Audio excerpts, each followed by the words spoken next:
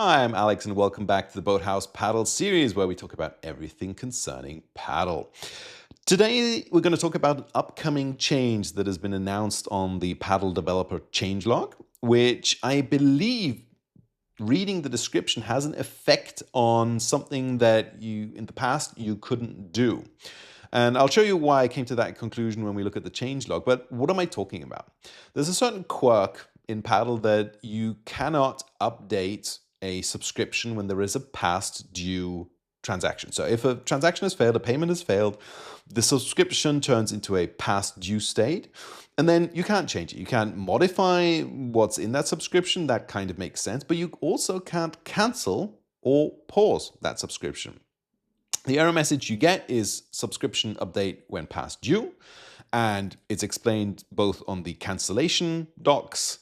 Again, you can't make a change when it's past due, but also for pauses, right? You can't pause a subscription if there is a past due state.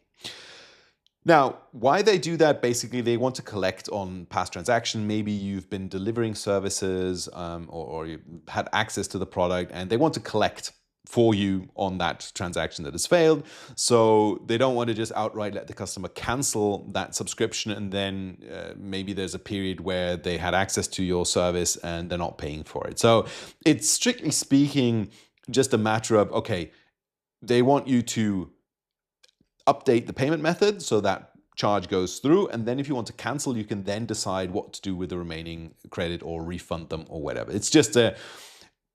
It's a more clean way to do it from a financial standpoint, but of course it's a bit of a quirk if you have to tell the customer, no, to cancel, please update your payment method. It's just something that is maybe not what you'd expect. But let's have a look at what this change is that I'm talking about. They've announced they will be changing the behavior of past due transactions when you resume a subscription. So in the past, if you had a past due transaction on your subscription and you paused or did a resume of that transaction, then it would try to collect for the previous periods as well, which can, depending on how you structured the pausing and resuming and the periods, might involve an overlapping period where the customer is being charged twice for the same period, basically. So what they're doing is quite obvious. Basically, in the future, if there is a past due transaction on the account, or on the subscription rather, they're just going to be canceled when you resume that subscription. A new one gets created, a new billing period starts, and it's just cleaning the account, and they'll start from scratch. So the interesting thing here is the question, well, how did we get into a state where the subscription was paused and we had past due transactions? Because we just know from the documentation you can't pause a subscription with a past due transaction. But here, obviously, the subscription is being paused while there are transactions that are past due.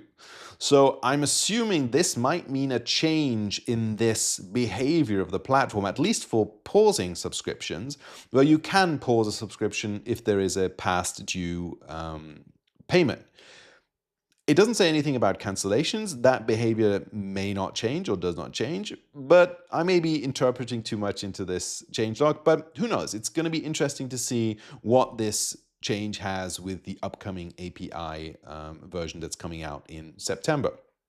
So all looking forward to that event, to seeing what changes are upcoming, but this is just something I noticed while reading through the changelog. That's all for today. Thank you.